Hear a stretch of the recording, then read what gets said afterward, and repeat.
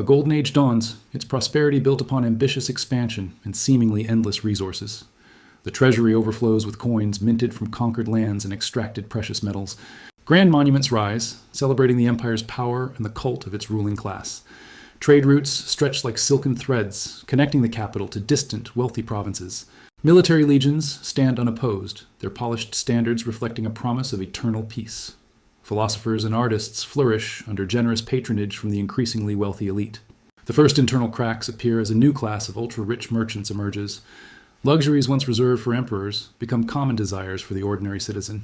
The frontiers grow quiet, fostering a dangerous belief in the empire's permanent invincibility. This golden age represents the peak, the zenith, before the long and inevitable descent. The state begins spending its future prosperity on vast, celebratory public spectacles. Coins are secretly debased, their diminished value hidden beneath familiar faces and symbols. A sprawling bureaucracy multiplies, creating endless regulations that stifle innovation and trade. The military transforms from a conquering force into a costly administrative occupation. Essential maintenance on foundational infrastructure is deferred for more glamorous projects. The ruling class engages in lavish displays of wealth, divorcing themselves from reality.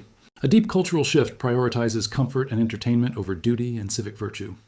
The first major crisis arrives, testing the weakened foundations of the bloated state. The government responds not with reform, but with heavier taxation on its producers. Productive citizens begin hiding their wealth, fleeing the oppressive grasp of tax collectors. Inflation silently erodes savings, turning generations of careful wealth into meaningless numbers. The currency is fundamentally broken, though the official mints continue their relentless production. Trust in institutions begins its slow, terminal decline among the common people. The elite, sensing the instability, move their own fortunes to safer, foreign lands. The empire now enters the financial stage, where its monetary decay becomes irreversible.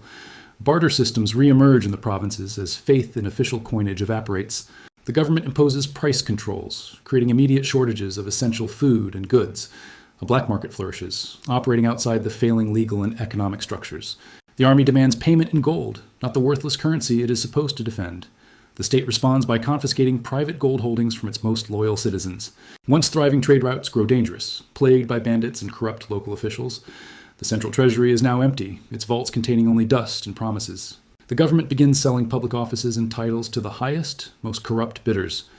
Law becomes a tool for extraction, not a shield for justice or property rights. The social contract is irrevocably broken, severing the bond between the people and state. As wealth vanishes, the empire fractures into a stark dichotomy of rich and poor. The political stage begins, characterized by paralysis, infighting, and a loss of common purpose. Rival factions within the Senate or court prioritize their own power above all else. The ruling class retreats into walled estates, physically separating from the populace's suffering. Ambitious generals begin to see the central government as weak and exploitable. Provincial governors act as independent kings, ignoring decrees from the impotent capital. The idea of a unified empire gives way to fierce regional and ethnic identities. Succession crises become common, as the mechanism for transferring power completely fails. The civil service, once a meritocracy, becomes a hereditary and utterly incompetent class. Corruption is no longer a disease within the system. It is now the system itself. Law enforcement serves only the powerful, leaving the common people utterly defenseless.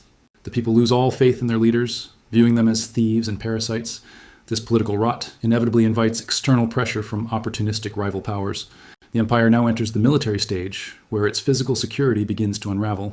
Frontier defenses, long neglected, are manned by underpaid and demoralized garrison troops. The professional army fragments into private mercenary bands, loyal only to their paymasters. Barbarian tribes are invited to settle within the empire's borders as defensive allies. These new settlers soon realize the empire's profound weakness and utter internal disarray. The first major border fortress falls not to siege but to simple bribery and betrayal. Raiders strike deep into the heartland, meeting little organized resistance from legions. The navy is scuttled or abandoned in port due to a lack of funds for repairs. Vital military roads fall into disrepair, slowing the response to any emerging threat. Armies are raised not for the state, but for a particular general's personal ambition. The capital itself is sacked for the first time in centuries, a profound symbolic shock. The emperor becomes a puppet, controlled by whichever general holds the nearest army. With military collapse, the empire enters the stage of territorial disintegration and secession. Far-flung provinces declare independence, no longer seeking permission from the central authority. Regional warlords fight bitter, small wars over the carcass of the former empire. The sophisticated economy shatters into isolated, self-sufficient, and impoverished local manners. Long-distance trade ceases, as merchants cannot travel the dangerous, fractured roads. Knowledge and technical skill begin to fade without central repositories or universities. Aqueducts break and are never repaired, forcing cities to shrink toward water sources. The population declines from constant warfare, famine, and the spread of new diseases. Cities are abandoned, their stones taken for smaller, more defensible village walls. The empire is now a ghost, its borders existing only on forgotten, crumbling maps. This territorial fragmentation accelerates the final cultural and spiritual collapse. The old state religion loses all meaning, offering no solace in a chaotic world. New, foreign cults and mystical beliefs spread among the desperate and disillusioned populace. The elite abandon the traditional language, adopting the dialects of new conquerors. Historical records are destroyed, either by accident or by intent of new rulers. Art becomes cruder, losing the sophisticated techniques of the past golden age. The very idea of empire becomes a myth, a story told to frighten children. Philosophy turns inward and mystical, rejecting the material world as an illusion. Future generations dig up the empire's ruins, unable to comprehend their purpose. The cycle completes, leaving only silent stones and a cautionary, universal pattern. The seeds of the next empire are already being sown in the fertile decay. A new people, hardened by frontier life, begin to coalesce into a unified force. They adopt and simplify the old empire's technology, making it more robust and practical. Their leaders preach a message of unity, strength, and a return to lost virtues. They see the old ruins not as a warning, but as a challenge to be surpassed. The cycle of consolidation begins anew, ignorant of the identical path ahead. A forgotten archive holds the entire pattern, written by a prescient historian long ago. The 7 stages are not a sequence of events, but a single, self-reinforcing process. Financial decay fuels political paralysis, which in turn invites military overextension. Military collapse makes territorial fragmentation not just possible, but completely inevitable. The loss of territory severs the economic arteries that sustain the central culture. Cultural amnesia ensures that the lessons of the collapse are forever forgotten. The final stage is not death, but a transformation into something entirely new. The pattern suggests that empires are not destroyed by external forces, but from within. The initial prosperity contains the very seeds of the eventual terminal decline. The currency's debasement is the most reliable early indicator of the coming end. The elite's flight from public duty marks the point of no return for the state. The mercenary army always turns on the society that can no longer pay it. The fragmentation of information is as fatal as the fragmentation of territory. The pattern is a clockwork mechanism, predictable and indifferent to human sentiment. The first stage is always a period of vigorous expansion and bold innovation. This expansion brings immense wealth, which fuels a cultural and architectural renaissance. The second stage sees the consolidation of this new wealth into rigid hierarchies. Laws are codified not for justice, but to protect the accumulated property of the powerful. A professional administrative class emerges, slowly divorcing itself from productive enterprise. The third stage is marked by the first subtle signs of financial strain and overreach. The state discovers it can temporarily delay crisis by debasing its official currency. The cleverest citizens begin moving their assets into tangible, inflation-proof forms of wealth. The fourth stage arrives as the political system becomes sclerotic and unable to reform. Factions within the government engage in zero-sum games for a shrinking pool of resources. The leader becomes a mere manager of decline, not a visionary who can reverse it. The fifth stage, military overextension, reveals the empire's strategic weakness to all. Legions are spread too thin, defending borders that are no longer economically viable. The military's loyalty shifts from the abstract state to the concrete paymaster. The sixth stage, territorial disintegration, happens rapidly once the military cordon snaps. Former provinces become rival states, often adopting the empire's own administrative techniques. The core territory shrinks back to its original ancestral homeland, now impoverished. The seventh and final stage is the death of the empire's unifying culture and memory. The language of the empire survives only in fragmented, ritualized religious contexts. The great architectural achievements are quarried for their stone by local villagers. The empire's name becomes just a legend, its true history lost to myth and fable. The pattern is universal because it is rooted in unchanging human nature and systems. The concentration of power inevitably leads to the concentration of corruption and waste. The expansion of bureaucracy is a one-way process, never voluntarily rolling back. The debasement of currency is the easiest short-term solution for a bankrupt state. The military, once the creator of the empire, becomes its eventual executioner. The fragmentation of a complex system is always faster than its initial construction. Cultural confidence is the first intangible to be lost and the last to return. The archives hold the secrets, but no one in power is ever reading them.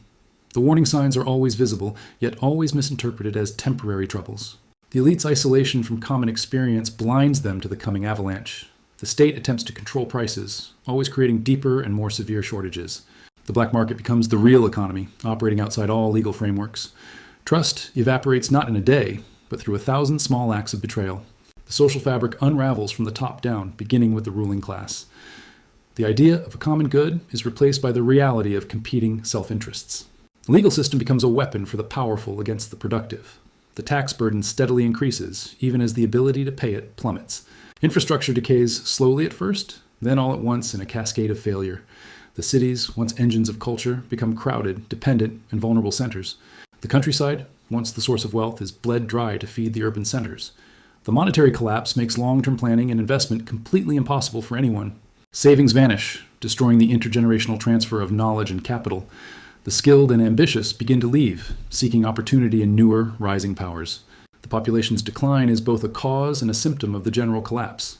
The state responds to crisis not with innovation, but with increased control and brutality. The external rivals are not stronger, but merely more hungry, unified, and desperate. The empire's final borders are not defended by soldiers, but by ghosts and memories. The collapse is not an event, but a process that outlasts a single human lifetime. The 7-stage pattern is a fractal, repeating at every scale of human organization. The first historians of the collapse are usually executed for speaking unpleasant truths. The later historians are simply ignored, their works placed on the highest shelves. The final historians are mythmakers, turning complex failure into simple, moral fables. The ruins are eventually romanticized, their grim lessons softened by poetic nostalgia. The new society, born from the ashes, initially rejects all of the old empire's values. They champion simplicity, piety, and hard work over intellect, luxury, and commerce. This new culture is robust, but it is also intellectually barren and isolated. Slowly, almost imperceptibly, the cycle of centralization begins all over again. A new capital is founded on the very same geographic and strategic imperatives. The new rulers rediscover old technologies, believing them to be their own inventions. Trade routes reopen along the same ancient paths, connecting east to west once more. A new language of administration emerges, borrowing heavily from the forgotten old tongue. The new empire believes its virtues will protect it from the old one's fate. They are, of course, unaware they are merely actors in a timeless, repeating play. The 7 gears begin their slow, inexorable turn, starting the entire process anew. The only constant is the pattern itself, a law of history as fixed as gravity. The archive's single codex waits, its warnings perfectly preserved and perfectly unread. The new empire's coins are pure and heavy, full of promise and latent ambition. Their monuments are humble, but the desire to build higher is already present. The frontier is pushed back, creating a new buffer zone of security and wealth. A new artistic style emerges, blending frontier pragmatism with rediscovered classical forms. The first historians of this new age record its founding myths with great pride. They confidently declare that their civilization has learned from past mistakes. The stage is now set for the same story to be told with different names. The 7 gears turn, indifferent to the names of the empires they grind down. The only true empire is the empire of time, which conquers all who challenge it. The pattern is not a curse, but a simple consequence of fixed human systems. To break the cycle would require a fundamental rewriting of human nature itself. The ruins stand not as a warning, but as a promise of what is to come. The new empire's coins will one day be found buried in the same strange places. Their monuments will be wondered at by people who cannot read their inscriptions. The cycle of 7 stages is the only true immortal, the only eternal emperor. It sleeps between empires, waiting for the next civilization to reach its peak. The archive's codex is the silent witness, containing the only escape no one reads. The diagram shows the 7 gears and the single lever that could stop them. But the lever requires a collective humility that empires never seem to possess. And so the gears turn, and the stages advance, and the empire marches toward its end. The collapse is not a failure of individuals, but a triumph of the system's design. The new empire's dawn is bright, full of hope, and utterly blind to the sunset. The pastel colors of the painting soften the harsh lines of the inevitable decline. The silent, crumbling pillars are the only tombstones this universal emperor requires. The balance scales lie broken, their weights stolen for more immediate, pragmatic uses. The world map fragments are stitched into a quilt for a child's simple bed. The stylized trade routes are now just patterns on a forgotten decorative tapestry. The gears, still turning, are now worshipped as the sacred wheels of a new god. The scrolls burn, but their ashes fertilize the soil for new ideas to grow. The lanterns are extinguished, only to be relit by hands that do not know why. The towers fall, but the desire to build them remains, etched into the human spirit. The vines cover the marble, claiming the empire's works for the patient earth. And in the silence after the collapse, the first seed of the next empire sprouts.